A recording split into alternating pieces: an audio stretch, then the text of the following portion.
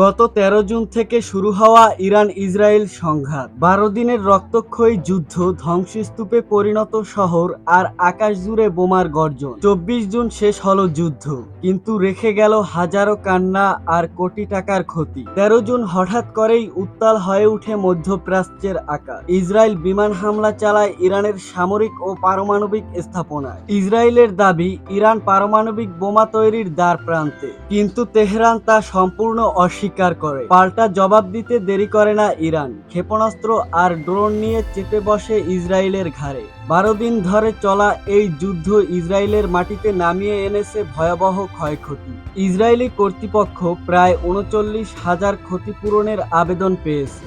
এর মধ্যে রয়েছে ৩০,৮০০টি ভবনের ক্ষতি, ৩,৭১৩টি গাড়ির ক্ষতি, ৪,০৮৫টি যন্ত্রপাতি ও মালামালের ক্ষতি। তেল আবিবেই কেবল দাবির সংখ্যা ২৪,৯০২টি আর আশকেলনে ১০,৭৯০টি। ২৪ জুন মার্কিন প্রেসিডেন্ট ডোনাল্ড ট্রাম্পের ঘোষণা, ইরান-ইসরায়েলের যুদ্ধবিরতি কার্যকর। কিন্তু প্রশ্ন হলো, এই শান্তি কতদিনের জন্য? একদিকে ইসরায়েলের আগ্রাসন, অন্যদিকে ইরানের জবাব।